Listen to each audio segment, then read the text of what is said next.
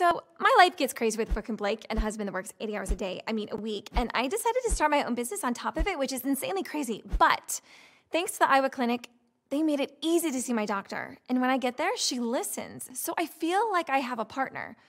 And before you know it, I can get back to my crazy busy, insanely busy life where I have a busy business, busy husband, and busy twins. Oh no, where's Brooke?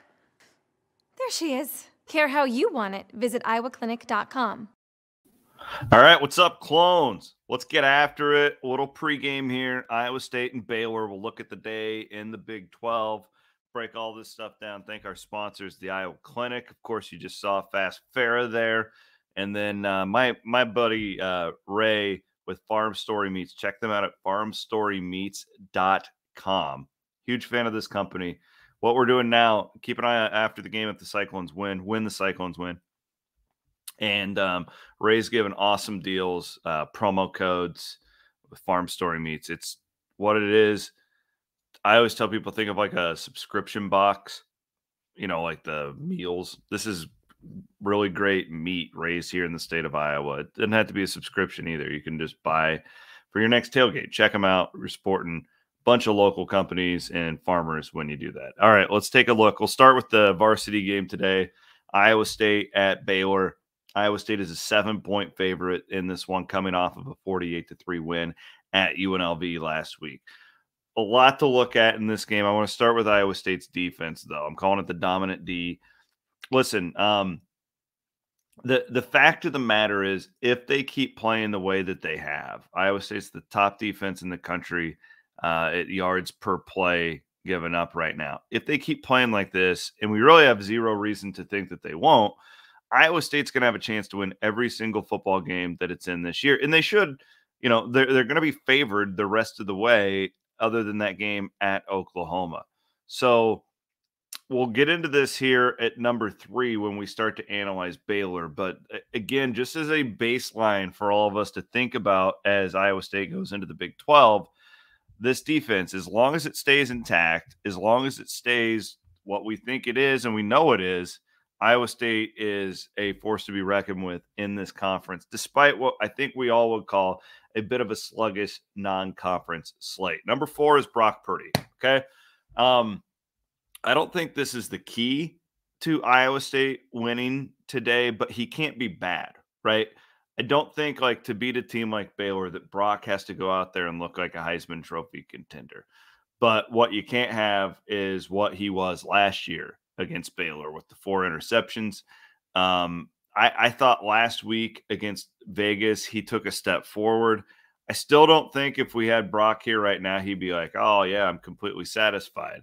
But it was a total step forward. And listen, Brock just can't be bad Brock. As long as he's good Brock today, the Cyclones should be able to come out of Waco with a victory. A lot of people are saying that he's going to be the key to the game today. I actually disagree with that, and I'll get to that in just a little bit. Let's go to Baylor for a moment. And I think it's fair to ask if Baylor is for real. 3-0 right now. If you just looked at the numbers, if you just looked at their statistics, you would say maybe, well, not maybe, they are. According to the stats, one of the most impressive 3-0s in all of college football, but they haven't really played anybody. So, in fact, they've maybe, I don't know what it's ranked, but they may have played the worst schedule in college football thus far. Hats off to Dave Aranda. They won all 3 of those games like they were supposed to. The last 2, they were very convincing. Analytically, I think they're averaging 7 yards per play on offense, which is crazy. Defensively, they're at 3.6 yards per play, so they're really stout. I think that defense is for real. It does scare me a little bit with the Brock Purdy thing. I just need to get a little bit more confident, and I think he'll be fine. I think they're for real on defense. I do question their offense, though, because they haven't seen anything like Iowa State with a young quarterback. I think John Haycock can really trick things up. The only thing is Dave Aranda's a really good coach, okay? I think people probably got a little bit skewed on him last year, but think about it. If it's a COVID year and you don't really get spring football, you have an abbreviated fall camp. I don't know how all these first-year coaches did it last year. Aranda's legit, and he is I think, one of the best defensive minds in college football. So I expect Baylor to get back up to a level that Baylor fans are used to. I don't know about winning Big 12s and stuff like that, but this is a respectable program. And so is Baylor for real is the question. My counteraction to that will be, well, what is for real? In your mind, is for real 10-2? No, they're not. Are they 7-5, 6-6? I think so. I think that they've made those types of strides, and that's the type of Baylor football team that I expected to see today. This will be a tough out today for Iowa State when you factor traveling cross country from Vegas. They were playing in the middle of the night over there, short week. Waco is one of the worst places to travel to in the Big 12, if not the worst. This is a tough spot for the Cyclones. So how does Iowa State win today? Well, I mean, we talked about the defense, and we talked about Brock Purdy. Brock can't lose it for Iowa State. I think it's the run game. There's always seems to be one game late September, early October where it's just like, oh, there's the run game. They haven't been bad. I mean, Brees has hit nearly 100 yards in every game this year. He's scored a touchdown in every game. It's not explosive, though. We haven't seen those explosive Brees Hall runs yet this year. And I have a weird feeling that it's going to be today. We'll see. Maybe not. Baylor's, again, they're gap sound. They're going to do all that stuff. They're very well coached on the defensive side of the ball. I have a feeling like now that we're getting back into the Big 12 stuff, that style of ball, Iowa and Northern Iowa are totally different. Vegas is one of the worst teams I've ever seen.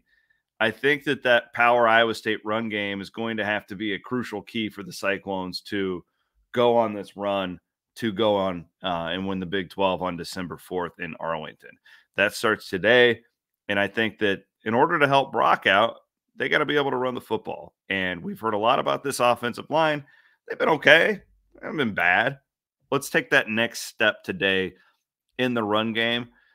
Keeps Baylor off the field, keeps the defense off the field, and what'll be a hot afternoon in Waco. The run game is critical to me. My prediction today, if I had to do one, it would probably be 27-17, Iowa State, 27-14, right in that range. Let's look at the rest of the Big 12. It's going to be a fun day. A couple of noon kickoffs. One of them is a non-conference game, but this is always one of my favorite games to watch every year. SMU at TCU. These two teams hate each other. They're right across the street from each other, basically. That'll be a fun one. Gary Patterson's team on FS1. Texas Tech at Texas will officially kick off the Big 12 season. Last week, Baylor and Kansas play, but I don't really count that. Tech and Texas will be a doozy. Iowa State Baylor, obviously, at 2:30. That game is on Fox today. Kansas is at Duke. A lot of smart dudes in that game. Night games are awesome tonight for the Big 12. I actually wish I didn't have to work tonight so I can just sit and watch these night games. Kansas State at Oklahoma State. Kansas State, still questioning their quarterback situation. I mean, they won last week against Nevada. Nice win. Nevada's a good team. They'll probably win their conference. But still, it's like I'm keeping an eye on that situation as it escalates. Oklahoma State is perhaps one of the most unimpressive 3-0 teams in the country. But, man, I give them a lot of credit for going out and winning in Boise like they did last week. I'm a Mike Gundy guy. I think that they are probably better than people probably think at this point.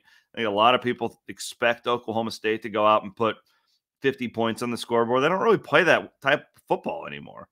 Watch the games, people. And that's just not really – they play really sound defense. They're not the Mike Gundy Oklahoma State that you're used to. So that'll be a great game tonight. 6-point favorites are the Cowboys. And then West Virginia, that game's on, by the way, if you're looking for that game, it's tricky. It's on that Big 12 channel on ESPN+. So you're not going to find it with your clicker, or at least your old school one at least. So note that. And then West Virginia at Oklahoma to round out the night with a 6:30 kick on ABC. Oklahoma's a 3-score favorite in that one. I think it was up to 17.